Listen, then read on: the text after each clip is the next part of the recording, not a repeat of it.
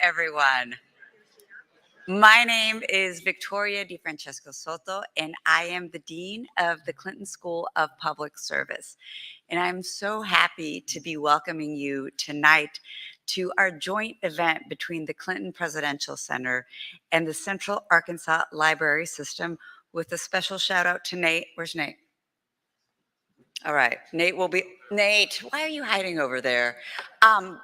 For everything you do for the community and for tonight. Thank you, Nate. It is my honor to welcome you to tonight's program featuring best-selling author Jeffrey Toobin.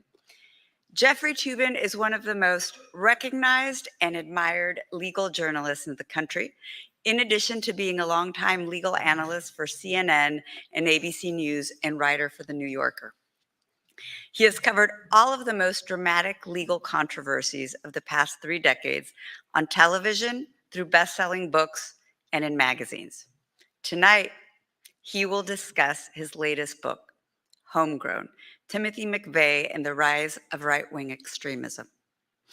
Homegrown provides insights into one of the darkest chapters in modern American history, the 1995 Oklahoma City bombing, and how the same radical sentiments held by Timothy McVeigh continue to fuel extremism in America and encourage acts of domestic terrorism. If you haven't already, make sure you pick up your copy of Homegrown in the lobby following the conclusion of tonight's program. And with that, it is my pleasure to invite Jeffrey Toobin and our very own Jay Barth to the stage.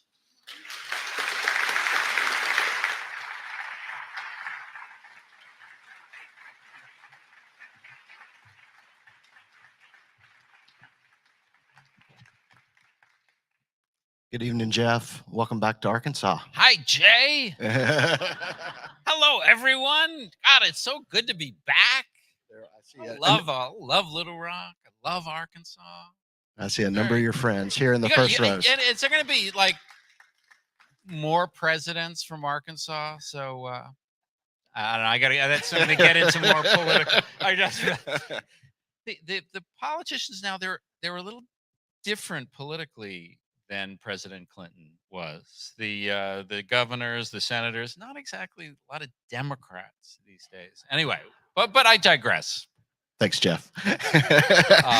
So Jeff, you've thought about this case for a long time. This case nearly 30 years ago of the bombing at the Murrah Federal Building, and so I guess the question is, you could have written this book at other times over those last 28 years. Why now? Why this book now? Well, why now? As my dad used to say, to make a long story unbearable, I covered the trials of McVeigh and Nichols, which took place in 1997, 2 years after the bombing, and the trials were moved to Denver. So I knew the story pretty well. But I didn't, write a book about it at that time. But I was pretty well steeped in it, and the story was rattling around in my head for a long time. In September of 2020, as I'm sure many of you will remember, the FBI arrested a number of people who were conspiring to kidnap the governor of Michigan, Gretchen Whitmer. And I got interested in that case because I saw that the people who were arrested were all affiliated with the Michigan militia. And I knew that Terry Nichols, who was the co-defendant to McVeigh, was from Michigan and was affiliated with the Michigan militia. And I started to, I wondered what the connections were. And there were not just ideological connections between the Michigan militia of the 90s and the Michigan militia of the 20s. There were even some of the same people involved. And I thought, wow, that's interesting. And then it was only a few weeks later that January 6th happened. And I saw that the ideology was very similar. And so I thought, well, maybe I should take a look at the whole big story again. And then I found that, unbeknownst to me, and I think to virtually anyone, Stephen Jones, who was McVeigh's lead lawyer, had donated every scrap of paper that involved in the defense, 635 boxes, to the Briscoe Center at the University of Texas in Austin, which was this incredible archive of all of the records of all of his conversations with his client, all of the discovery that had been turned over by the government. So that meant that all these, the FBI interviews, the 302s, were there to be examined. This incredible resource. Now, parenthetically, I think there is questionable whether Stephen Jones should have turned that stuff over, but it wasn't my problem.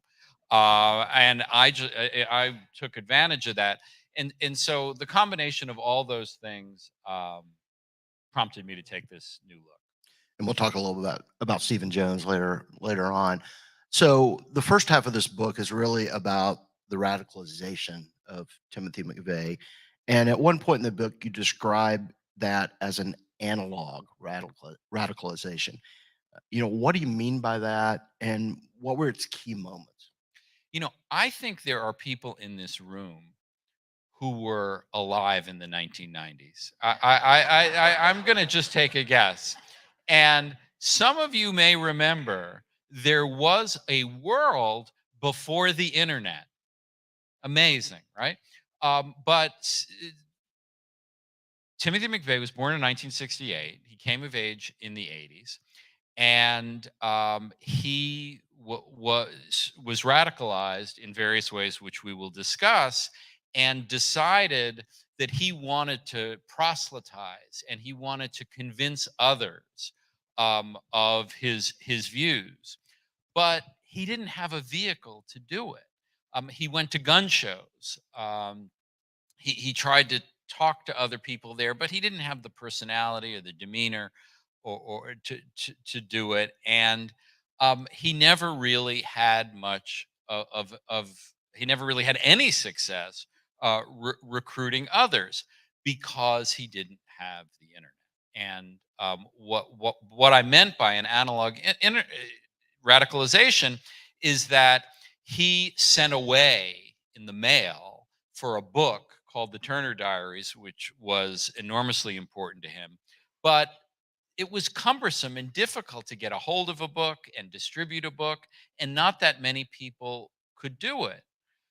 The difference today is so profound, whether you look at the Michigan plot, which was planned over private Facebook groups, or you look at the white supremacist violence that we have seen, whether it was January 6th or the shooting, the Walmart in El Paso, the synagogue in Pittsburgh, Dylan Roof in the church in South Carolina, the grocery store in Buffalo. The thing they all have in common is digital radicalization, the ability to both learn and share right wing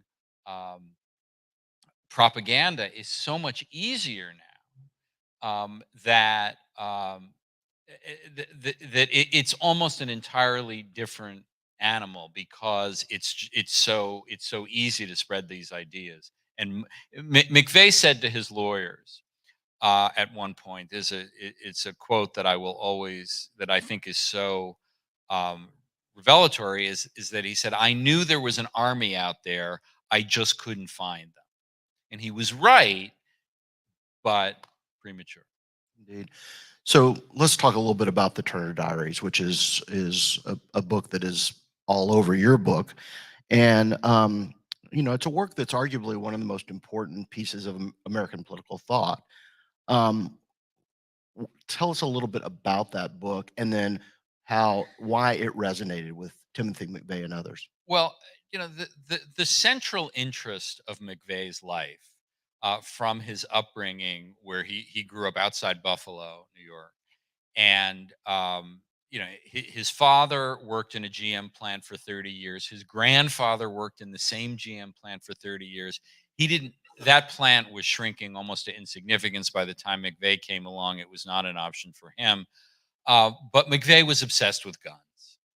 He just he wasn't really a hunter, but he just loved to shoot guns and possess guns and study about guns.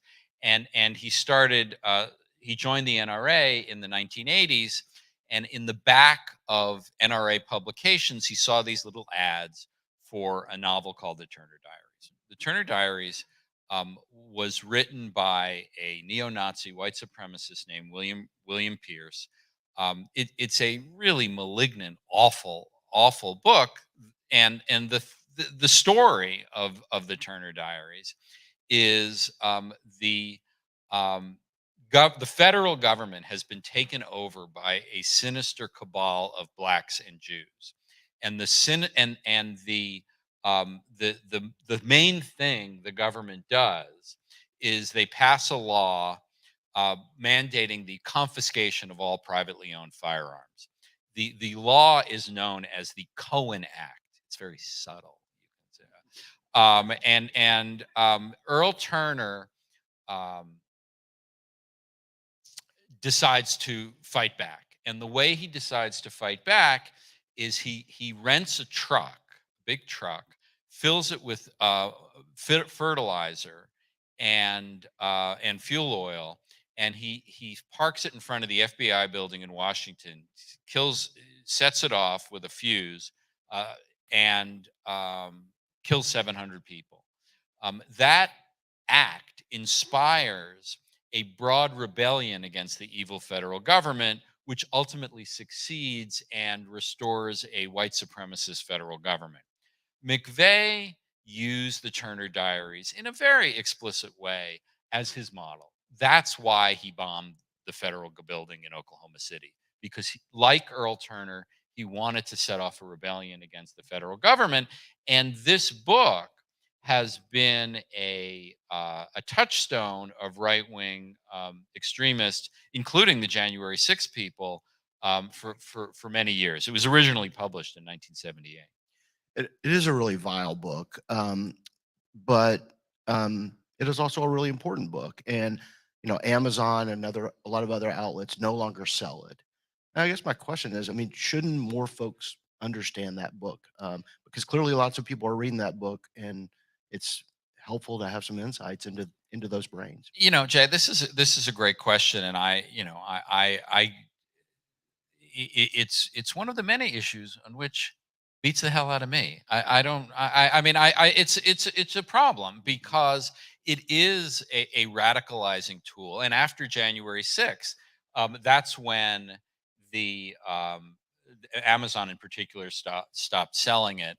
Um, this issue has arisen, particularly historically, about the issue of Mein Kampf, Hitler's book, which, I mean, you can hardly disagree that it's a very important document, but it is also a radicalizing tool by some very bad people. And I think Amazon does not sell Mein Kampf either.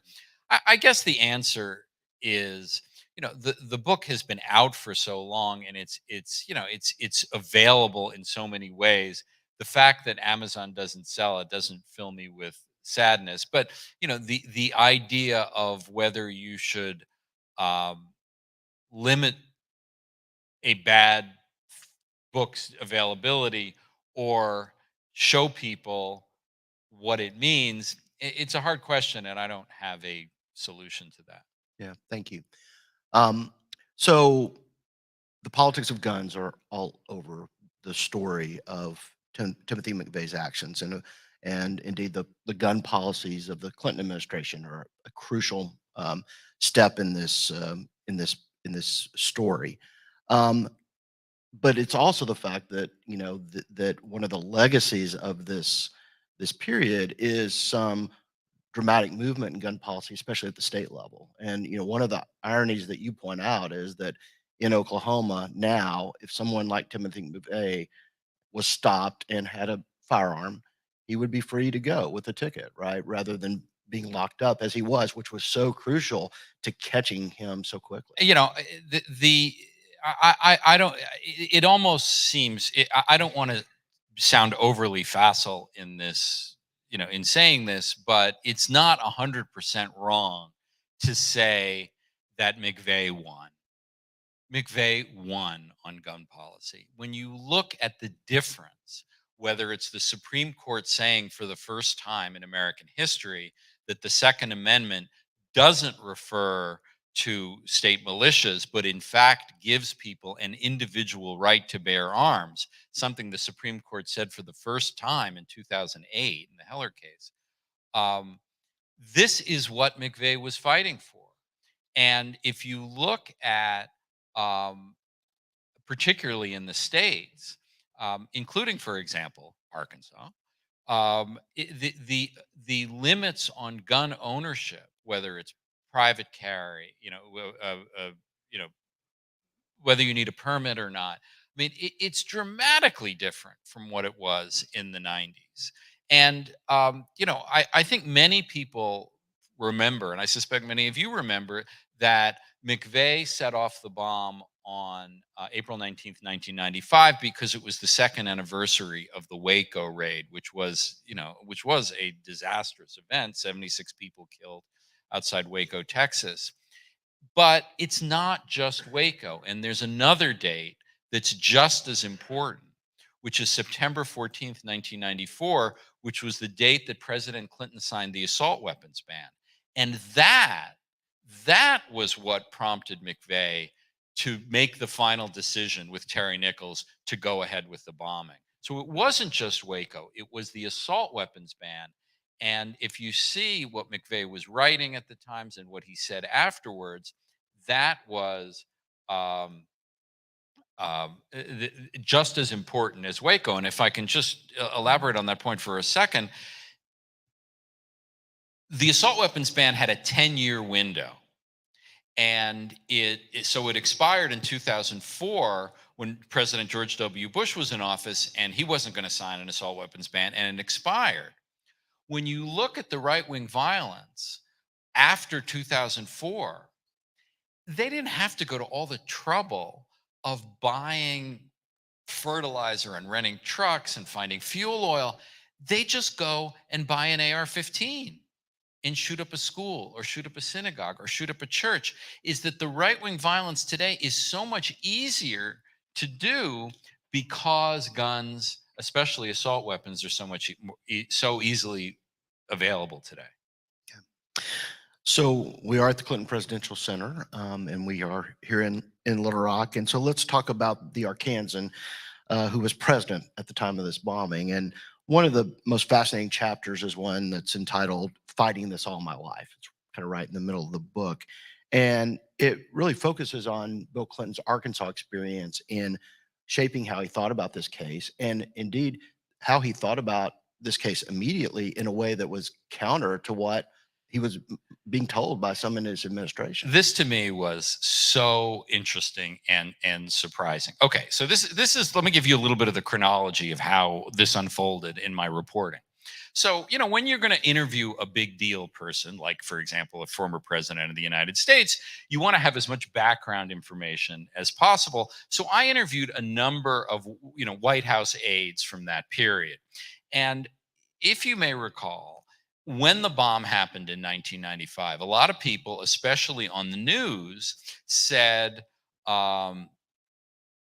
this was Middle Eastern terrorism. And it wasn't a crazy hypothesis. It had been only 2 years since the first World Trade Center bombing, which was a truck bomb, actually a Ryder truck bomb, just like this. There was a lot of speculation to that effect. President Clinton, on the day of the bombing, gave a statement in the White House press room, and he said all the appropriate things. He expressed sympathy. He said there was going to be a thorough investigation, but of course he didn't speculate publicly about who did it, because that would have been entirely inappropriate. However, what his aides told me was, back in the Oval Office, as they were, chatting about what was going on, someone said, people said to him, a lot of people think this is Middle Eastern, and Clinton said, no, this was the militias. I know it. How did he know? And so that was practically the first question I asked him when I had the opportunity. And we didn't plan this. Jay, can I have my book for a second? Oh, sure. Anyway, I just thought, since you're an Arkansas audience, I should read you what he said. I remember that I looked up the page earlier. This was domestic, homegrown, the militias, he said to his staff. I know these people. As Clinton recalled many years later, that is with me, I said, you guys have got to understand, I told them, I've been fighting this all my life. Clinton's view emerged from long familiarity with right-wing extremism. Throughout his 12 years as governor of Arkansas, Clinton had seen the movement up close. His state had long been the home for some of the worst of these zealots, and Clinton dealt frequently with the fallout from their rage. Clinton's long political career in the state, combined with his extroverted nature, he's extroverted, you know that? Made it seem like he knew everyone in Arkansas. As a result, right-wing terror often had a personal dimension for him. McVeigh had closely followed the story of Gordon Kahl, the notorious tax protester who came to a violent end on Clinton's watch. After Kahl killed 2 federal marshals in North Dakota, he fled south to the small northwest Arkansas town of Smithville in Lawrence County. Acting on a tip on June 3, 1983, federal, state, and local law enforcement confronted Kahl at the home where he was hiding out. In the ensuing battle, both Kahl and the local sheriff were killed. As Clinton recalled, Kahl murdered a sheriff in Lawrence County who was my campaign coordinator, Gene Matthews. Then there was Richard Snell. Anyway, I don't want to read this whole thing, but Richard Snell shot and killed a black Arkansas state trooper named Lewis Bryant. As Clinton remembered in 2022, he was a black state trooper whose brother-in-law, Ralph, was on my security detail in Arkansas as governor. So, I mean, this is Bill Clinton, right? I mean, he knows everyone in the state, including, you know, and you know, he also talked about right after he became governor in his first term, the KKK, which at the time was headquartered in Harrison, Arkansas, its national headquarters up in the north of the state, planned a march here in Little Rock, and Clinton arranged for a major police presence, but allowed the march to go forward, which turned out to be, just a handful of misfits. But he managed to thread the needle of protecting the First Amendment and protecting the community. But anyway, I was so fascinated by the fact that Clinton was so prescient about who did this, and also what his influences were. And indeed, McVeigh got his Ku Klux Klan membership card from that Harrison, yes, headquarters. And Arkansas is peppered throughout this book in a number of key spots, but obviously the president, the most central one. I think those around the Clinton presidency almost all say Oklahoma City was this really crucial moment in the Clinton presidency. It was a tumultuous time. It was just a few months after the 1994 elections. It had been a challenging few weeks, I think, before this the bombing. And by that weekend, he had delivered arguably the best speech of his presidency. And he had really begun to reshape his presidency, and especially against those who were so critical of government, the federal government in particular. So let's talk about that a little bit. Right. Well, just to reorient you, Clinton's elected in 1992. In 1994, the midterms, there's a big Republican landslide, and the Republicans take control of the House of Representatives for the first time since the 1950s, and Newt Gingrich becomes the Speaker of the House.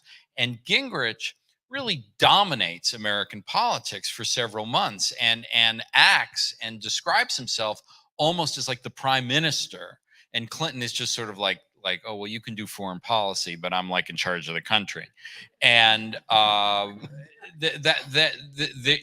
April 18th, the night before, Clinton holds a press conference where he is forced to say, and it still galls him that he thinks people misinterpreted what he said, but I think what he said is what he said. He said, well, I'm the president and the Constitution makes me relevant. I mean, it's like he had to argue for his own relevance the day before the bombing.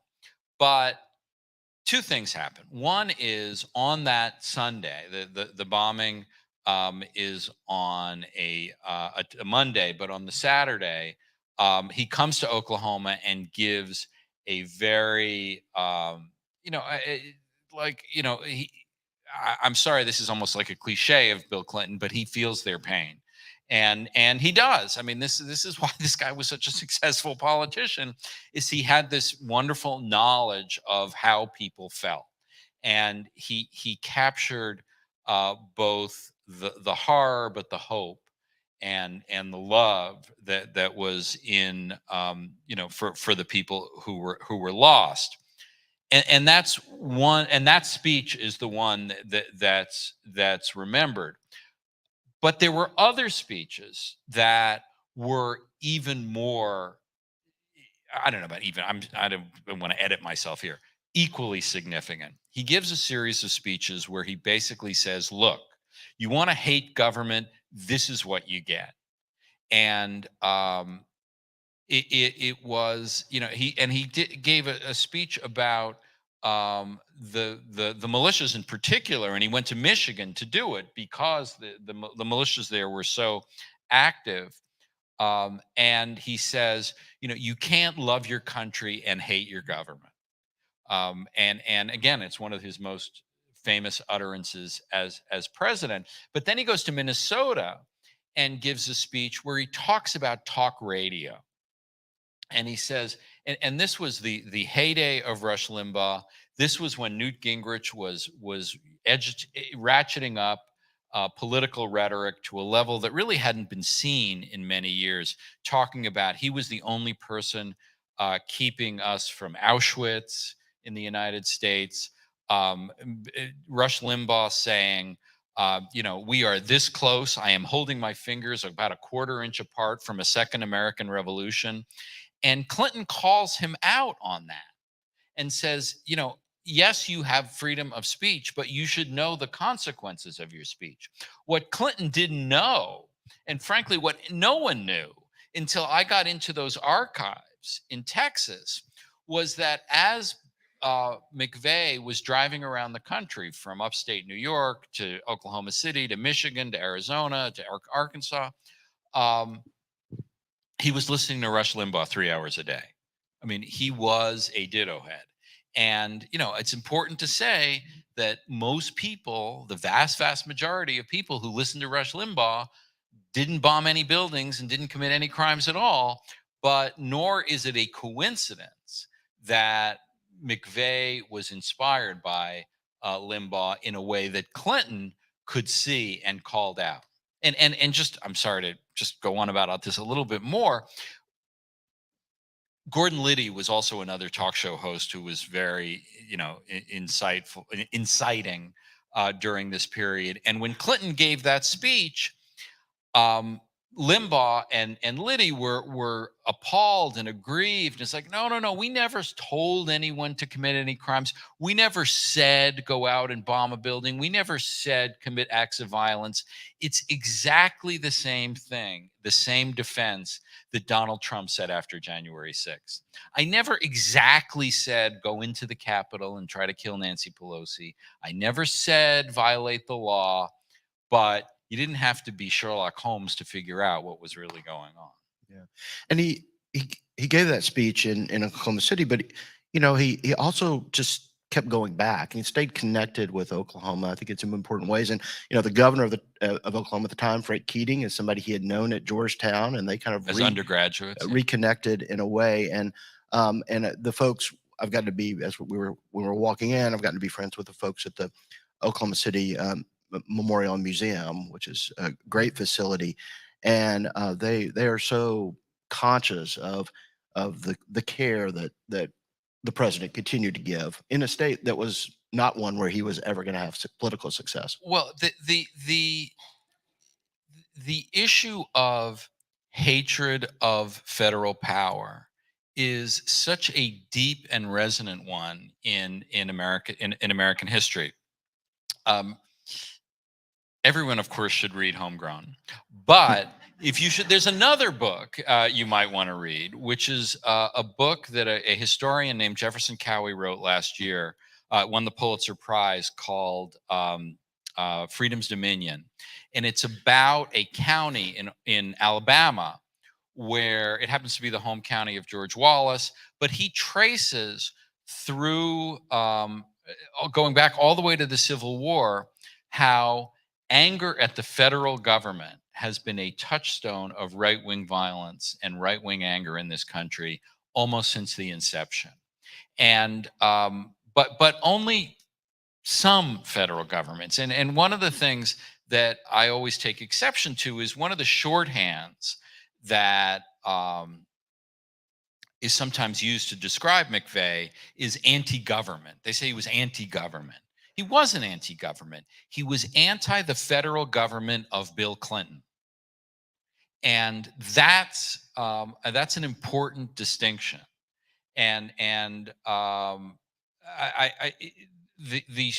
there are certain acts of the federal government. Obviously, I don't have to Little Rock Central High School.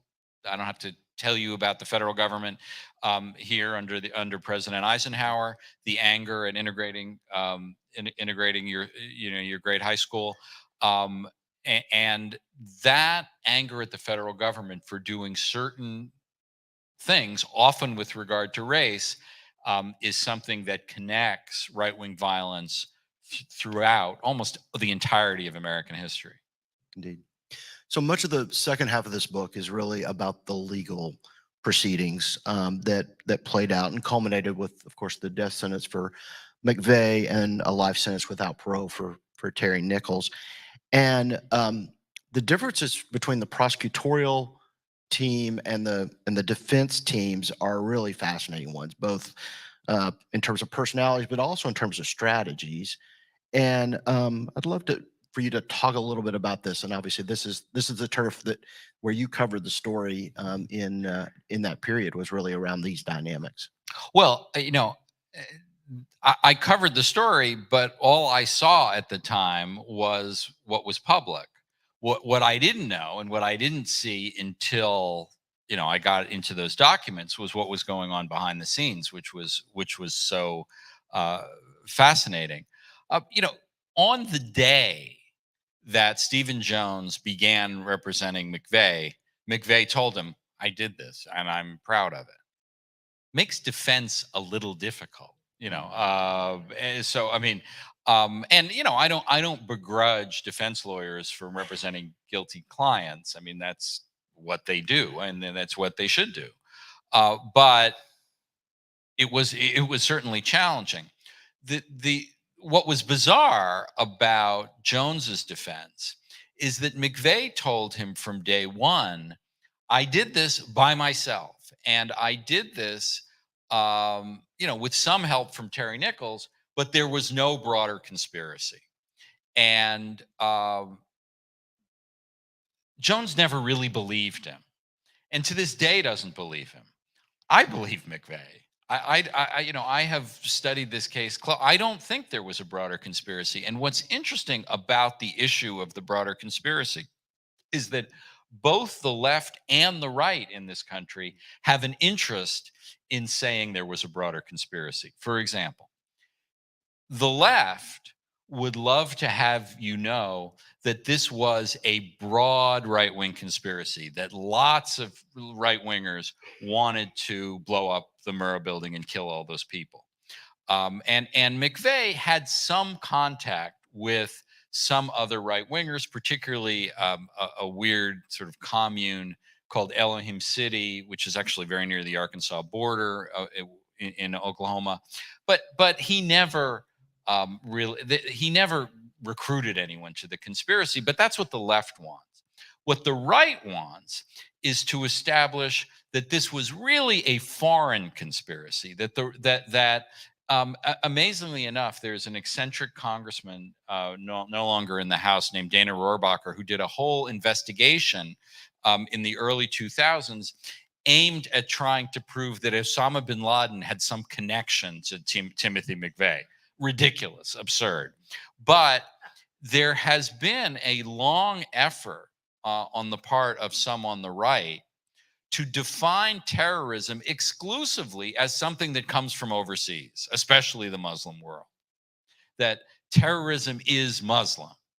And that is a way of distancing the right from what's really gone on.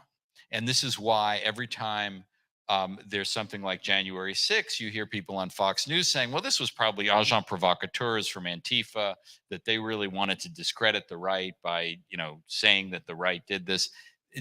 President Trump said that. It's nonsense. I mean, so the left wants to make a big right-wing conspiracy, and the right wants to make it look like every terrorist is an Islamic extremist.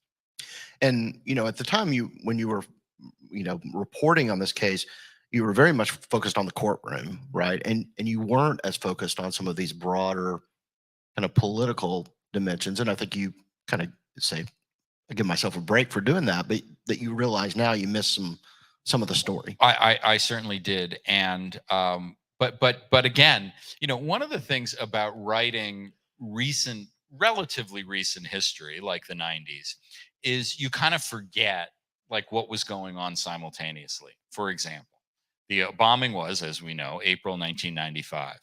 In January 1995, the O.J. Simpson criminal case started.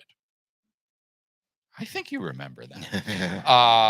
And it was this crazy national spectacle. People sometimes remember, where were you when the Oklahoma City bombing happened? I know where I was. I was in Judge Ito's courtroom. And the person who was put in charge of the investigation was a young Justice Department official named Merrick Garland.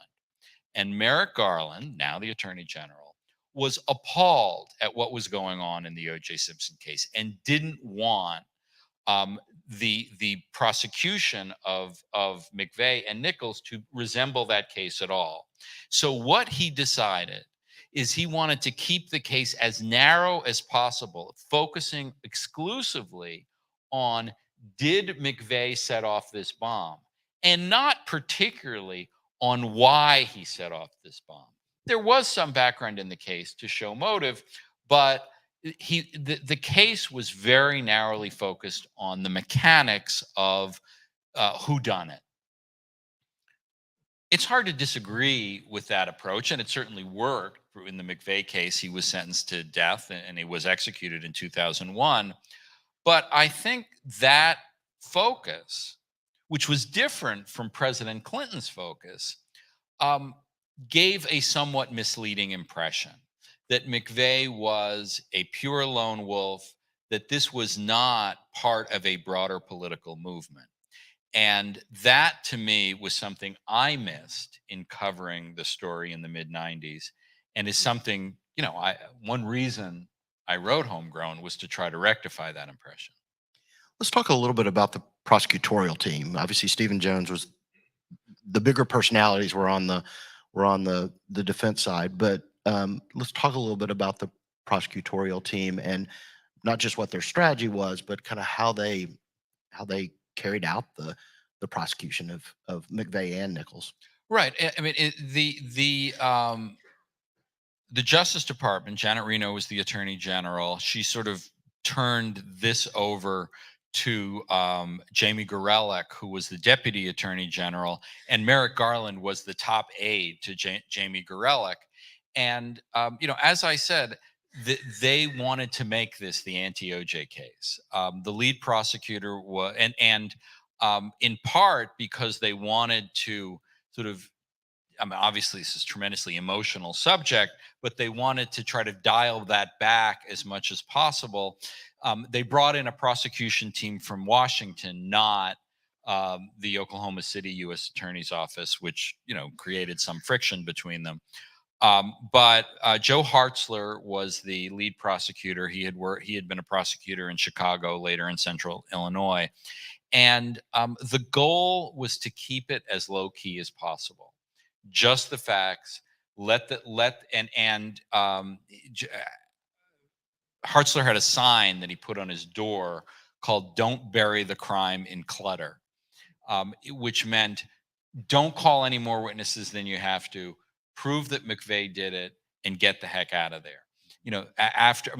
There were literally thousands of interviews done in the course of this investigation involving hundreds of law enforcement officials.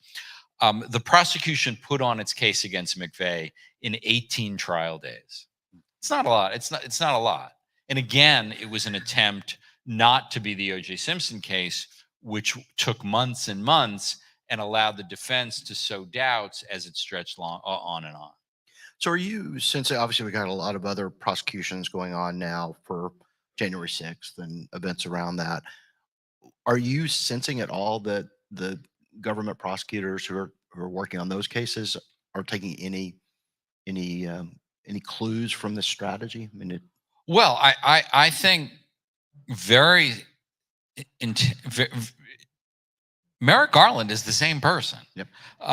And he is someone who has a visceral disdain for the theatrics and the public role of prosecutors.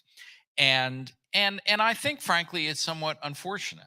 I think Garland has shown a lot of courage in supervising the investigation, especially, I think people forget about this now. In many respects, the most amazing, the most courageous thing he did was okaying the search of Mar-a-Lago. I mean, suppose they'd found nothing. Imagine if they had searched the former president's home and found nothing. I mean, that took a lot of courage. Now it turns out they found in, Mar-a-Lago's famous bathroom all this, classified information. But so in terms of the substance, I think Garland deserves a lot of credit. And of course, they've prosecuted 1,000 people for the Capitol riot, and now they've brought these two very serious cases against former President Clinton. However, what Garland has not done, and here I think he can be faulted somewhat, is he has not talked publicly. He has not used the bully pulpit that is available to him to talk about the threat of right-wing violence. Chris Wray, the FBI director, has done more and said the greatest threat to public life in terms of terrorism is not Islam, is not the left, but is right-wing terrorism. And if you look at the statistics over the last decade or so, about 75% of the political violence in this country does come from the right. But I think Garland is manifesting this hostility to public performance that I think has limited his influence and effectiveness in talking about what's really going on out there. Yeah. So the close of this book, of course, really thinks about the legacies of Timothy McVeigh, and I'd love you to talk a little bit about why he still matters in terms. And you've hinted at this, of course, early on, but maybe get a little more specific in thinking about the ways in which we still see Timothy McVeigh in our lives. When you look at the January 6th rioters and those who inspired them, the Proud Boys and the groups, there are three motivations that are really central. One is the belief that you have to fight to protect your right to bear arms. Guns was central to why they were out there in front of and inside the Capitol, because they were afraid that Nancy Pelosi was going to and President Joe Biden were going to pass laws to take away their guns. So guns are central. Second, the American Revolution. This was a surprise to me. I was not aware of this. If you looked at what how the January 6th rioters were talking about what they were going to do in the period leading up, they were over and over analogizing their work to the colonists who fought the British. Congresswoman Boebert of Colorado, on the eve of January 6th, said, "Today is 1776." The prologue to my book is called 1776, where you see the citations to the Declaration of Independence, not the famous part, not we hold these truths to be self-evident, but the later parts of the Declaration of Independence where Jefferson is explaining why they have to take up arms against the British. This obsession with and the analogy to the American Revolution is central to understanding what was going on. And the third point is the belief that your cause is so just that you're entitled to use violence. I mean, that's why they broke into the Capitol. It was a violent act. So guns, the American Revolution, violence, all three of those were central to McVeigh's motives to bomb the Murrah Building. Those three motives carried forward. And if you look at all the right-wing violence since 1995, and I have a long epilogue in the book cataloging it. And frankly, I was not aware of how much there has been since 1995. It's a lot. And those motivations, guns, the American Revolution, violence, carry forward, and they ain't going anywhere either. I mean, just to, what happened after, Timothy McVeigh was executed 3 months to the day before 9/11. 9/11 convinced a lot of Americans that all terrorism was foreign based, or at least Islamic based. And some on the right took advantage of that to try to push people in that direction. But right-wing violence never went away in this country. And that's what I learned in writing the book. And, I think an important message for people to remember. Yeah. So we got a number of questions from folks in the audience who emailed in advance, and a lot of them really did focus on where things are headed and where, as we look to 2024, as we look ahead, what are you sensing about right-wing extremism in that context? And of course, how it is shaped by the outcome of that election, whichever way it goes. Well, I think, again, I think the Justice Department deserves a lot of credit for how aggressive they have been. And, I think there is, one, as in the old Sherlock Holmes story, the dog that didn't bark, every time President Trump has been arraigned, and unlike most former presidents, Trump gets arraigned a lot. And each time he gets arraigned, there are barricades up and there are worries about violence. The Justice Department has said to people, you want to engage in violence like this, your ass is going to be arrested. And there has been, I think, a considerable deterrent effect there. Similarly, the main Washington case in federal court, I think is going to give some people pause about challenging the results of the next election in a way that is outside the law. I just wrote something recently about Ken Chesborough, who was one of the defendants in the Atlanta case, who was my law school classmate and someone I knew pretty well. And it was like, if you want to be a lawyer, be a lawyer. There are provisions for challenging close elections. Al Gore demanded recounts in Florida, got recounts in Florida, litigated the recounts in Florida. And, I think that's as American as apple pie.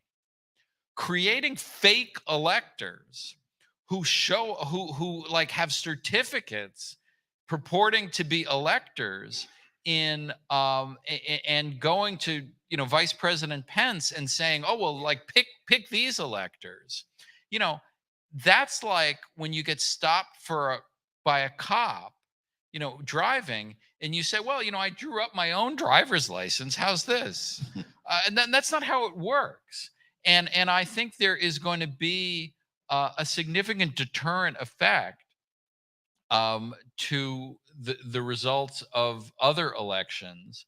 Um, But again, depending on who wins. If Donald Trump wins the next election in January 24, in November of 2024, I suspect he will think this is a clean as a whistle, this election. But if he loses, I think he is going to have somewhat more trouble challenging the outcome through extrajudicial means because of the efforts of of the Justice Department. Obviously, we've seen a lot of the leadership of the Proud Boys kind of um, um, taken away by these cases. We've seen in the Whitmer case, some of the leadership, key players in the Michigan militia. I mean, organizationally, where are those kind of right-wing extremist organizations at this point after these cases? Well, if you look at the history, as I do in the end of the book, you see that this goes in waves, as does the attention of federal law enforcement. After Oklahoma City in 1995, the FBI stopped a lot of plots because they devoted a lot of energy and intelligence to stopping plots. After 9/11, the FBI took its eye off the ball. And I think one of the lesser known stories about January 6th is that the FBI didn't listen to what it was hearing and didn't prepare adequately for what was going on. I think the FBI, and I give Ray credit for this, is energized on this subject at the moment. But the history is that this attention diminishes over time. As I mentioned with the Jeff Cowie book,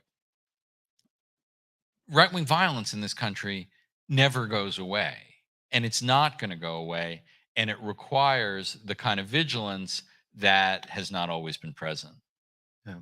One last question that we got from an audience member really was a question about the globalization of this movement. That American right wing extremism is the degree to which it's beginning to pop its head into other democracies around the globe.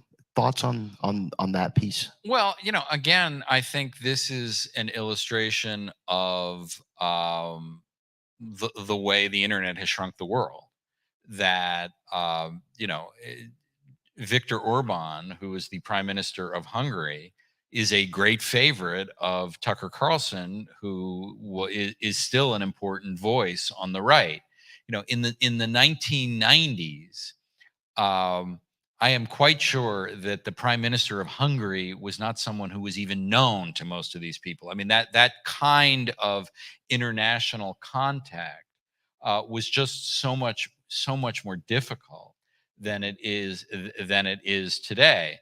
And again, I want to be very careful, not to associate, all people on the right with right-wing violence. I mean, we're talking about a subset, but you can't understand Donald Trump without understanding Brexit.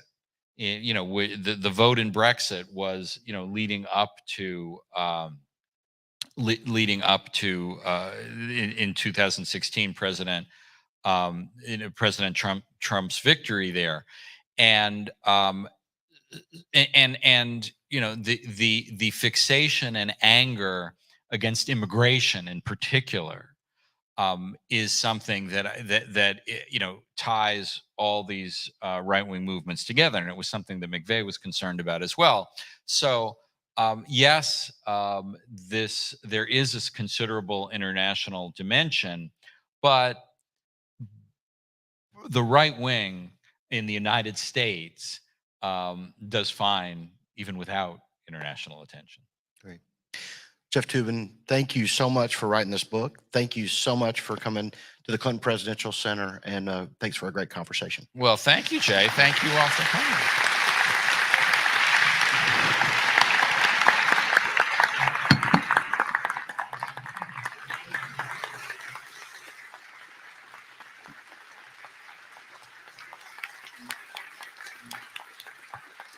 Let me also offer my thanks, Jay, to both you and Jeff for a really fascinating and very timely conversation this evening on a critically important topic at this point in our history. I'm Stephanie Street, Executive Director of the Clinton Foundation, and on behalf of all of my colleagues and our wonderful volunteers here at the Clinton Presidential Center, I want to say thank you for joining us, and a very special thank you to our Clinton Center members and donors for their generous support. And I really appreciate you mentioning our friends in the Oklahoma City Museum.